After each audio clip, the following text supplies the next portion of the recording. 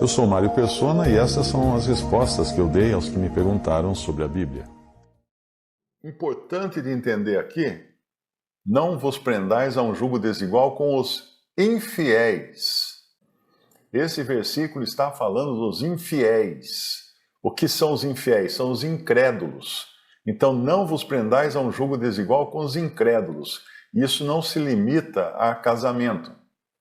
Qualquer tipo de sociedade ou de associação com incrédulos é vedada pela palavra de Deus. Alguém pergunta se cristão pode se casar com incrédulo? Ora, essa passagem toda é condenando isso, desde o começo, né? Desde o começo ela está condenando isso. Não vos prendais a um jugo desigual com os infiéis ou com os incrédulos. Porque que sociedade tem a justiça com a injustiça, e comunhão tem a luz com as trevas. E às vezes não é nem caso de casamento, sabe? É interessante isso. É um problema que às vezes, eu tenho um irmão que ele vive com uma mulher há muitos anos, mas não são casados. Mas ele se converteu nesse período, depois que eles começaram a morar juntos, ele se converteu. E ele quer resolver a situação. Mas ela não quer. Já tem filha grande e tal, mas ela não quer. Ela não aceita resolver a situação. Imagina uma mulher que não quer aceitar um pedido de casamento, né? E já está vivendo com o homem, né? Então ele fica numa situação muito difícil.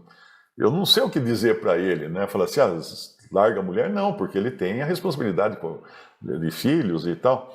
Então, quando você abotou a camisa e você começa a abotoar com um botão errado, já aconteceu com todo mundo, aposto que já aconteceu, né? Você vai abotoar, você abotoa primeiro um botão na casa errada. Depois você abotou a camisa toda, o que acontece lá embaixo? Ou lá em cima, se você começou de baixo para cima, de cima para baixo, não dá certo, fica faltando um botão solto lá, não tem casa para abotoar esse botão. Então, quando você começa a vida, ou começa uma comunhão, ou um jugo errado, vai ter consequências lá na frente. Porque se um casamento feito tudo certinho, tudo bonitinho, tudo arrumadinho, dá problema também, quanto mais, né, feito de abotoado errado o casamento. Alguém fala assim, não, mas eu conheço, minha tia é crente, casou com incrédulo, é feliz e não sei o quê. Então a Bíblia está errada. Se Deus, na sua misericórdia, eu já vi acontecer também, de irmão ou irmã casar-se com incrédulo, e Deus, na sua misericórdia, depois converter o cônjuge incrédulo e serem felizes para sempre, até que a morte os separe, né? Mas isso não é a nossa bússola. A nossa bússola é essa aqui, a palavra de Deus. É o que está escrito. Não vos prendais a um jugo desigual com os infiéis ou com os incrédulos. O que a outra versão de palavras ela usa? Não vos ponhais em jugo desigual com incrédulos. Porquanto que sociedade pode haver entre a justiça e a iniquidade, ou que comunhão da luz com as trevas. Isso acontece dos dois lados, né? Tem casais em que o marido busca mais o Senhor e a esposa não, e vice-versa. Agora, em alguns casos, os dois são incrédulos e um deles acaba se convertendo. E aí fica uma situação difícil também. Alguém até perguntou se uma pessoa casada, que depois de casada, se converte e se vira jugo desigual o fato de estar com um incrédulo, vivendo com um incrédulo. Não, porque o casamento, repare bem, o casamento é uma instituição divina. Independente se você se casa com um crente ou com um incrédulo, é uma instituição divina e não deve ser dissolvido, a não ser em caso de morte ou de adultério. Mas ainda assim, mesmo em caso de adultério, o perdão e a reconciliação é o primeiro e melhor caminho a ser buscado, ok? O perdão da parte ofendida, né? Agora, estão casados, um se converteu, o outro não. Agora vai ter que ter paciência, vai ter que orar e vai ter que esperar a misericórdia do Senhor para que alcance também o outro cônjuge para que ele se converta. Agora, existe sim essa tendência de mulheres buscarem o Senhor até com uma maior frequência, uma maior quantidade, né? Porque a gente vê isso na Bíblia. O próprio Senhor Jesus tinha lá um grupo de mulheres que o seguiam e o mantinham com seus bens. Tem até os nomes delas nos evangelhos, mulheres que buscavam estar próximas do Senhor Jesus. Eu creio que também existe na mulher uma tendência maior para as coisas do coração, para as coisas afetivas. Então, ela tem uma facilidade maior até de receber uma mensagem, quando essa mensagem toca o coração, quando é uma coisa mais afetiva, né? Então, e também você tem o outro lado disso, que é o lado ruim. Quando você lê lá em Efésios capítulo 3, falando dos homens, dos líderes cristãos dos últimos tempos, que entram, vamos até abrir lá a passagem, Efésios capítulo, não, perdão, é 2 Timóteo capítulo 3, quando fala dos líderes, no versículo 5, aqui está falando de cristãos, todos esses adjetivos ruins aqui, negativos, ele está falando dos últimos dias da cristandade.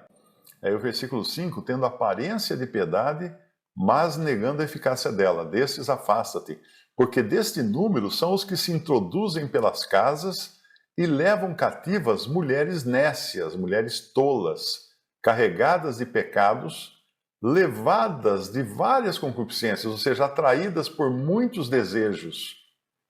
Então, esses líderes costumam fazer isso. Por isso que você vê nessas igrejas por aí, né, principalmente essas grandes pentecostais, que é a maioria mulher, nos auditórios lá é a maioria mulher, que aprendem sempre e nunca podem chegar ao conhecimento da verdade, porque ali o que corre solto é a concupiscência, né? Pessoas que querem ganhar dinheiro, pessoas que querem ser felizes no casamento ou encontrar o seu par perfeito e tudo mais. Então, sim, existe a tendência de mais mulheres serem mais facilmente levadas pela religião, não necessariamente por Cristo, mas pela religião. Agora, se existe um casal e um deles se converteu, os dois eram incrédulos, se casaram, um se converteu depois, agora é buscar a misericórdia de Deus para que o outro seja convertido, ou que pelo menos não atrapalhe a comunhão do cônjuge que é convertido. Agora, sempre vai existir aquela tristeza de saber que o seu cônjuge não será para sempre no mesmo lugar, né? Porque se o incrédulo não irá para o céu. Depois que perdeu o cônjuge aqui na terra, vai estar perdido, não vai ter mais reencontro no céu. Então, o reencontro, sim, quando ambos são convertidos a Cristo. Eu me casei com um testemunho de Jeová, e aí estou no jugo desigual.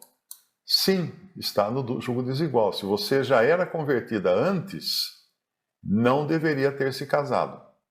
Mas, caso tenha se casado, certamente vai sofrer as consequências disso. A primeira consequência disso é estar em jugo desigual com o incrédulo, porque apesar dele pertencer a uma seita que se diz cristã, né, nós sabemos que não é. Ela nega, inclusive, a sua doutrina nega a divindade de Cristo, nega a trindade, nega várias verdades fundamentais. Uma delas é a salvação pela fé, porque eles pregam a salvação pelas obras e principalmente por se filiar àquela religião, achando que não vai existir salvo fora daqueles que são pertencentes à religião dos Testemunhos de Jeová. Então, quem se casou com um Testemunho de Jeová errou lá atrás. Agora não vai desmanchar por causa disso, porque já errou lá atrás. E é orar e esperar no Senhor que o Senhor possa reverter a situação convertendo o seu cônjuge. 1 Pedro 3,1: semelhantemente, vós mulheres, sede sujeitas aos vossos próprios maridos, para que também, se alguns não obedecem à palavra, pelo porte de suas mulheres sejam ganhos sem palavra, considerando a vossa vida casta, em temor, o enfeite delas não seja o exterior, no frisado dos cabelos, no uso de joias, de ouro, na compostura de vestidos, mas o homem encoberto no coração, no incorruptível traje de um espírito manso e quieto, que é precioso diante de Deus. Porque assim se adornavam também antigamente as santas mulheres que esperavam em Deus e estavam sujeitas aos seus próprios maridos. E veja aqui que ele está falando de mulheres sujeitas aos seus próprios maridos que não obedecem à palavra. Então a sujeição ao marido independe se ele é crente ou não. É uma coisa de Deus. Então, bem lembrada essa passagem aqui, fecha com chave de ouro aqui a nossa conversa, porque realmente a esposa que está num jugo que acaba sendo desigual, porque o marido não obedece à palavra, vai viver de uma forma, se comportando para continuar pregando a ele sem palavras, só com o seu comportamento, com a sua vida cristã, sua vida casta, em temor, e se enfeitando, não necessariamente com coisas exteriores. Não é que ele está dizendo aqui que o frisar, fazer trança nos cabelos e usar joia de ouro e usar vestido bonito seja pecado. Não é isso que ele está dizendo.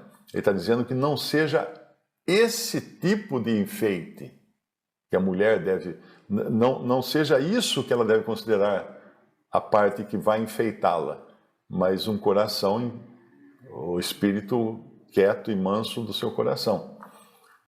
No versículo 10: todavia aos casados mando, não eu, mas o Senhor, que a mulher não se aparte do marido.